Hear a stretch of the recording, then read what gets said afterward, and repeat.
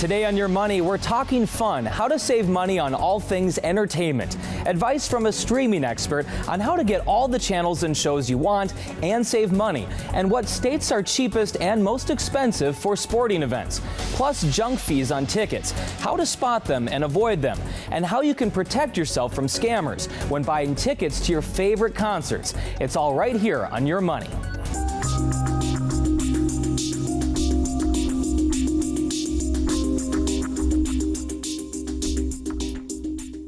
Welcome to Your Money. I'm your host, Gordon Severson, here to help you save, spend, and invest your money wisely. Today we're talking entertainment, how you can have a fun time and not break the bank.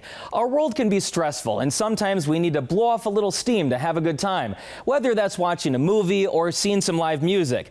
But entertainment can be expensive, so we're here to give you some tips on how to save some money.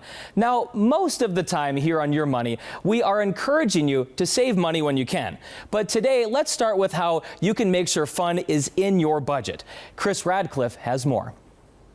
Gotta love financial planner Rolandus Johnson's attitude toward his clients by insisting that fun be built into your budget, all in an effort to live the life that you really want to.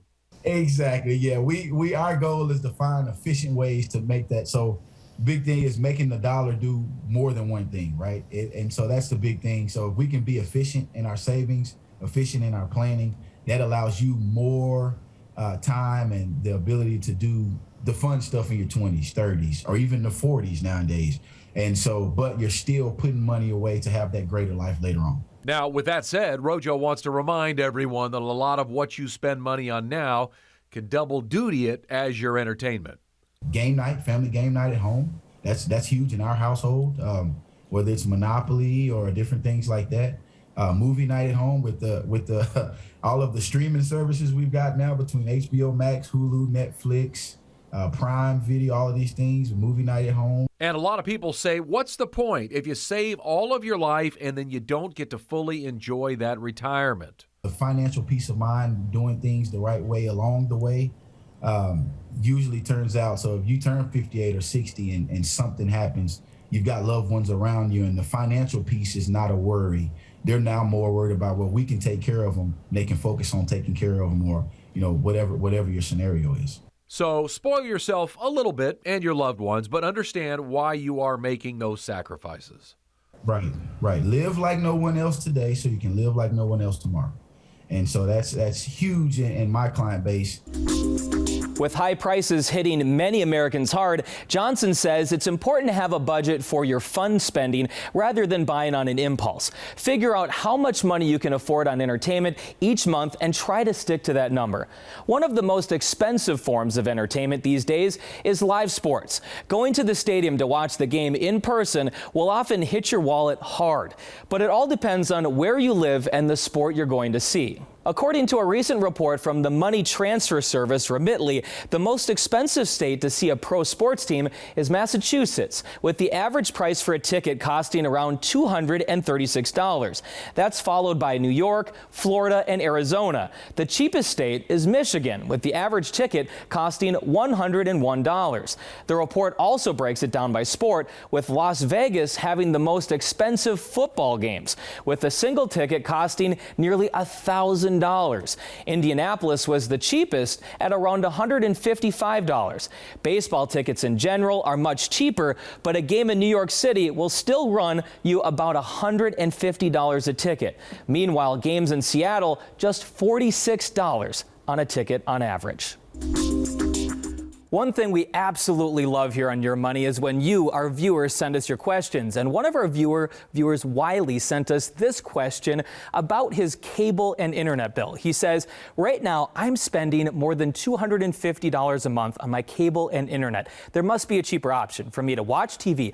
All I want is the ability to watch your station and other local stations, CNN, Fox News, HGTV, PBS, Golf Channel, a handful of those cable stations. He also wants to have Amazon Prime, Netflix, and Apple TV. So he wants to know, how can he create some sort of a package that he can get all of this for a low monthly price? So I decided to call in one of our experts to help us with this question. And we've got Matt Tamanini from The Streamable, who's the news editor there. Thank you so much for helping us with this question, Matt. Of course, it's what I live to do. So what do you have to say about this viewer's question? He kind of seems to want a lot of different channels and a lot of different streaming services for a low price. That's something we all want. What would you recommend for him with everything that he's looking for? Well, one of the things that your viewer mentioned was the fact that he was paying quite a bit for both cable and internet. When we're talking about going to a streaming only alternative instead of cable, internet is incredibly important. Obviously, when it comes to streaming, both the services that are available and mostly the prices are all fixed. The variable in a lot of that is your internet. So depending on where you live, what your developer in your neighborhood has signed contracts for, that can fluctuate quite a bit. So when you look for an internet package and you are going to be streaming primarily all of your entertainment, you're going to want to make sure that you have enough megabytes per second to handle all of the different devices you're going to have. And that will fluctuate depending on how many people live in your house. If you want to stream in HD quality, which at this point everyone kind of wants to do because it's become the new norm, you're going to want to have at least 100 megabytes per second. And then depending on if you have a large family, if you're going to be having multiple devices going at one time, that can go up and down depending on your needs. So if you take whatever internet package is going to be necessary for you and put that aside, then you have to start building whatever kind of bundle that you want to have for channels and streaming services. One of the things that is a big deal right now across all streaming, whether that is live TV streaming or the subscription video on demand services, is bundles. And some of them are coming together to create their own bundles. And then in other ways, like your viewer mentioned, you have to kind of put them together on your own. So because they are talking about local channels, talking about cable channels, you're going to want to start with some sort of live TV streaming service. And on our site, thestreamable.com, we have what we call sorry, I screwed that up there. The channel matchmaker, where you can put in what channels you want and we'll recommend what streaming service is best for you. With the channels that they mentioned, going through with KARE 11 and some of these other cable networks, your options start to pare down the more you put in there. There are a lot of different options, what we call skinny bundles, that don't have the wide range of your cable channels, but focus more narrowly on the ones that people want. When we're talking about CNN, Fox News, HGTV, PBS, the Golf Channel, KARE 11, of course, we would recommend Hulu plus live TV as the best option there, because that does have all of those channels. What's nice about Hulu plus live TV is that it comes built in with one of those bundles that a lot of people are enjoying. It comes as a part of the Disney bundle. So in addition to all of those live channels that you're looking for, you get Disney Plus, you get Hulu, and you also get ESPN Plus. So one of the keys is going to be to looking for these different options depending on what channels you are specifically looking for. If you don't need as many cable channels, you can go down to something like Sling or Philo or Friendly, which are lower priced live TV streaming services, but they don't have as many of the channel options, specifically when it comes to local channels, sports, and cable news. What should someone expect to pay for a bundle like that with Hulu or one of the others? Well, with the Hulu Plus Live TV, that comes in at $77 per month, and that includes the Disney Plus, Hulu, and ESPN Plus at no extra cost. That $77 is generally fairly average across the big major live TV streaming services like DirecTV Stream, YouTube TV. That fluctuates, in the $70 range. And then you can add things on if you want more premium channels, if you want more specific sports channels, if you want more entertainment channels, you can add on from there. But in terms of the base subscriptions, you can get somewhere in the mid $70. Like I mentioned, though, there are what we call skinny bundles that are cheaper. Sling TV has a lot of the major cable channels, but depending on what market you're in, you won't get a lot of the locals. In the Twin Cities, where you guys are, they only carry Fox. So you don't get the local channels with Sling that you would with Hulu, DirecTV Stream, or YouTube TV. If you don't want any local channels or don't want any sports channels, you can go with something like Philo, which is $28 a month, or Friendly, which you can get as little as like $8 a month.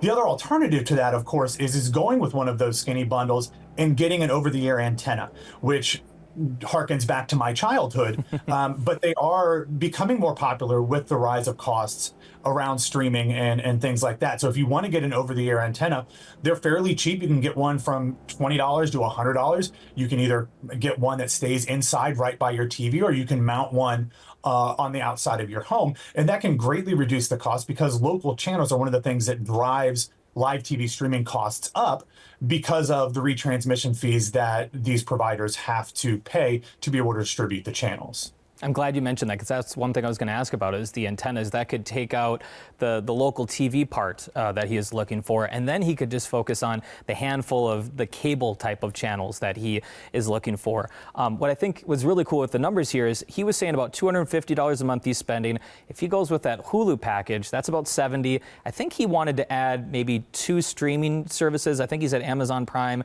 maybe Netflix. So with those, he might get closer to the $100 mark. And then we really don't know what he was spending for internet, but it's not going to be $150, just for the internet. So with that package right there that we've kind of created for him, and he goes and buys an antenna, he could really save a lot of money. Yeah, and he'd mentioned that he had an Xfinity, which is a Comcast cable, and they have just recently introduced what they call Stream Saver, which is a bundle of streaming services that is specifically for someone who has either Xfinity internet and or TV. So you can get a bundle of Peacock, which is owned by Comcast, Netflix, and Apple TV Plus, which is one of the streaming services that he mentioned in the initial question. You can get that for as little as $15, which, depending on if you want to get the upgrade for the ad-free or if you want to stick with the ad-supported, can be a savings of about 30 to 40%, depending on which package you are already getting.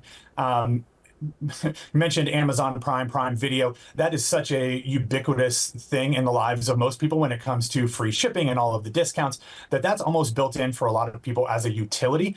But you can get it for much cheaper if you are just looking for Prime Video, which is about $8 to $9 a month, depending on if you want to go with the ad-supported or the ad-free. So you can really lower these costs if you are willing to do one thing, which is bundle and search for those bundles, and 2, go with the ad-supported versions of a lot of these streaming services. Pretty much every streaming service now has an ad-supported option other than Apple TV Plus, and they're currently presumed to be working on just that. So there are ways to lower your costs, but it does require, unfortunately, a little bit of research and a little bit of legwork to figure out what suits you best. Yeah, I think some people are missing the old days where it was cable. It was just one bill and you got everything and you didn't miss out on any of your favorite shows. Now, because of streaming and everything, you have to have like 5, 6 different bills that you're paying every month. And it can get overwhelming for people who just want that easy option.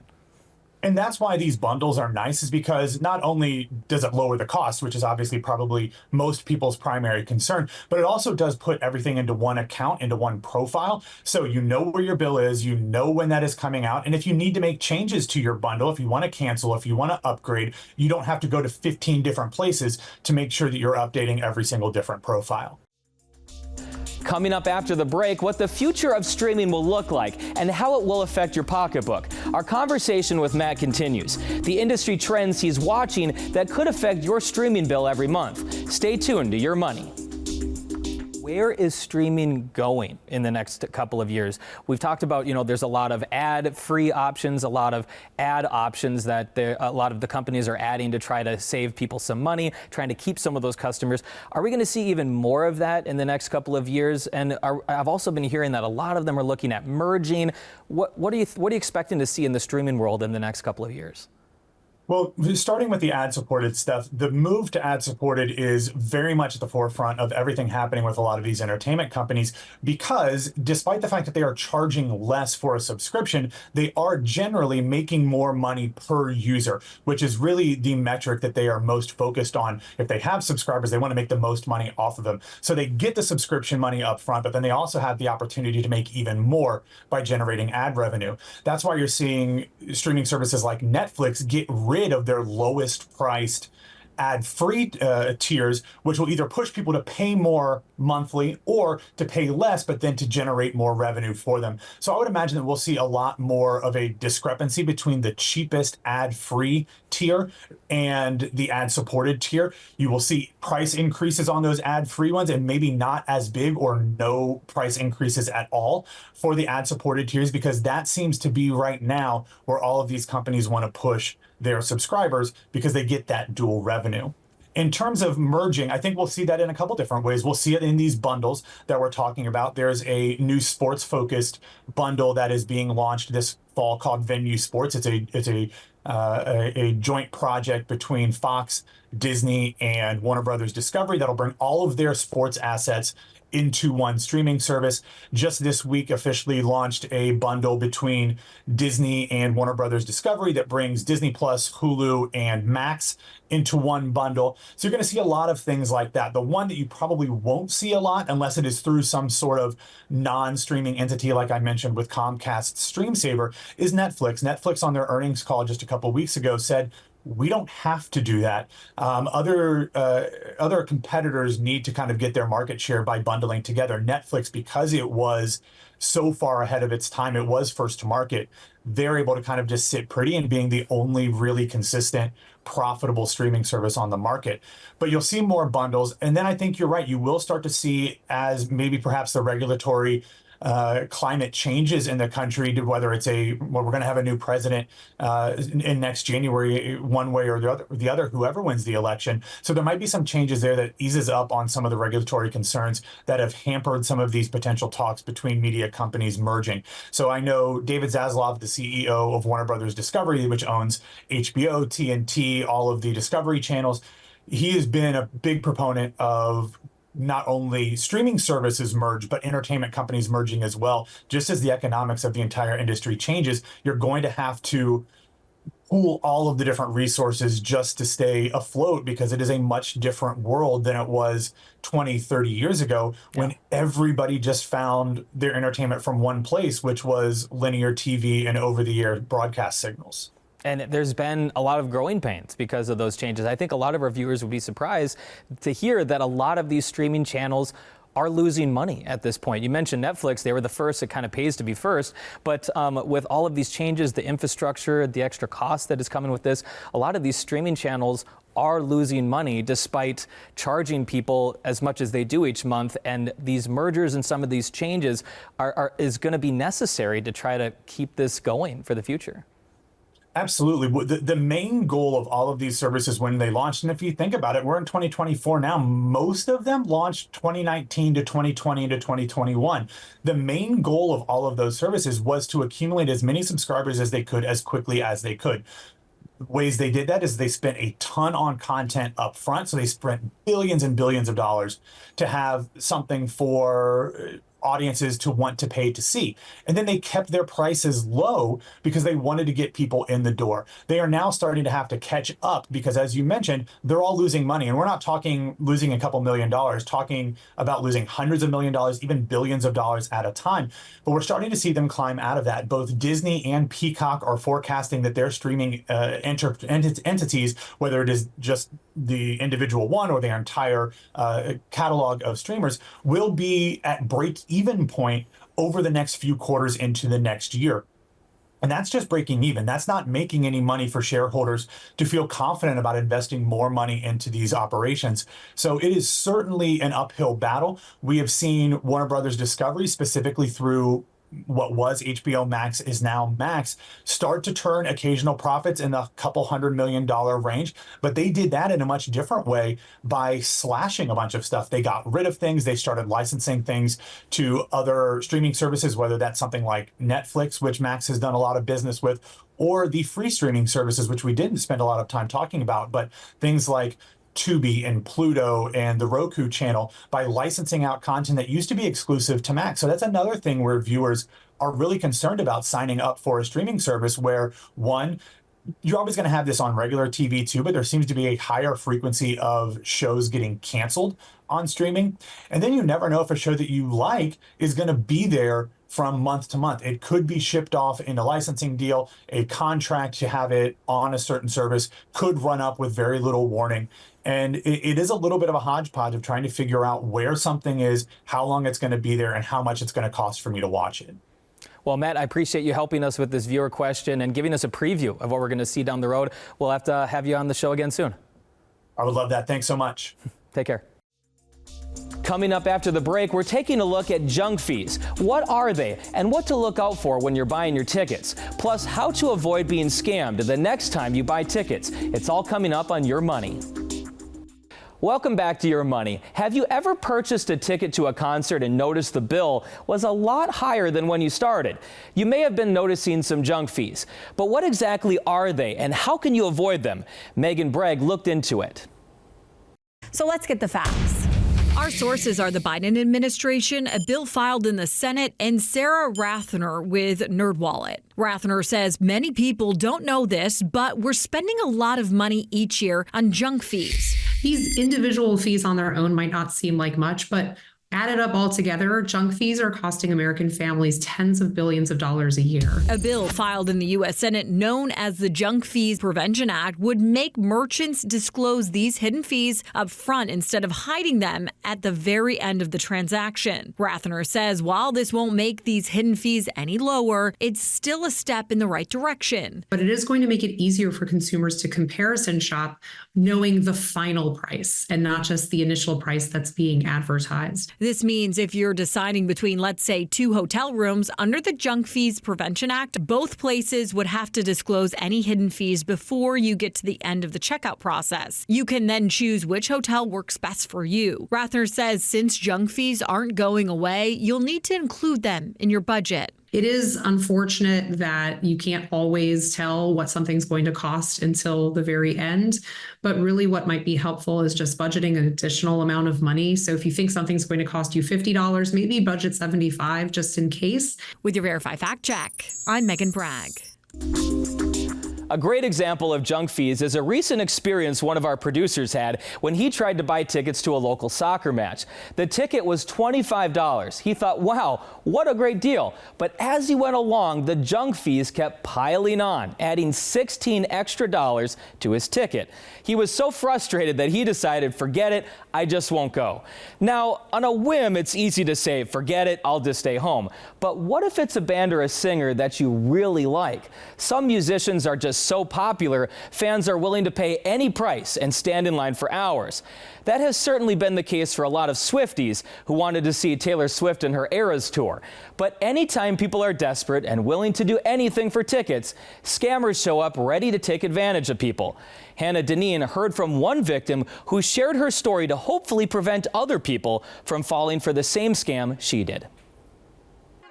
I've been a diehard fan for, 16 years now or something crazy, as long as she's been doing it. Jen Smith is an original Swiftie. The last show I went to, it was a really great time. It was so hot. We were all dancing. Nobody sat down the whole time. After failing to get tickets through Ticketmaster, a post on the Seminole Heights community Facebook page caught her eye. What appeared to be a neighbor selling several tickets. She looked like she worked in healthcare.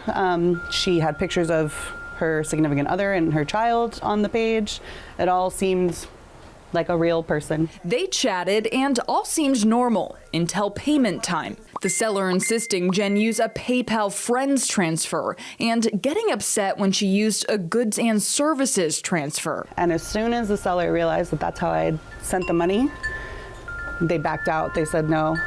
They were mad. Online ticket purchases can be tricky. The BBB advises buy only from trusted vendors, know the refund policy, and use payment methods that come with protection. Because Jen followed that last tip, she has since gotten her money back through PayPal, but says other neighbors weren't as lucky. 1 or 2 other people said that they had fallen prey to this particular person. Consider myself to be a pretty intelligent person, and if it can happen to me, it could happen to anyone. A swift lesson in vetting sellers for the most coveted concert tickets in town. Hannah Deneen, 10 Tampa Bay.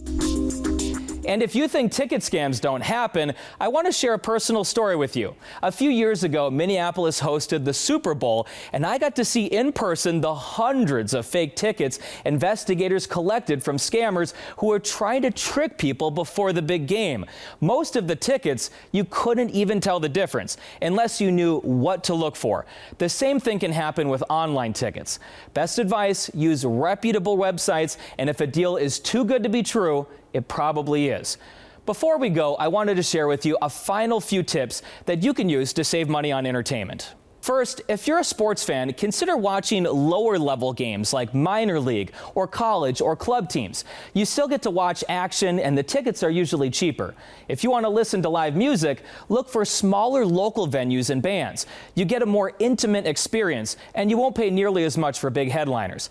When it comes to going to the movies, many theaters offer discount tickets on some of their less busy nights. Also, cut out the snacks because oftentimes they are more expensive than the ticket. And if there's a big game or an award show that you want to watch, host a watch party. Ask everyone to bring a dish and some drinks to share. That way you can get the feeling of being out in a crowd with other people, but you're saving money since you're at home. Finally, do the opposite of what everyone else does. For most people, Friday and Saturday nights are the big nights for entertainment. You can save a lot of money by going out during the week. Many restaurants have deals on Tuesdays, Wednesdays, and Thursdays if you're willing to go out when less people are around.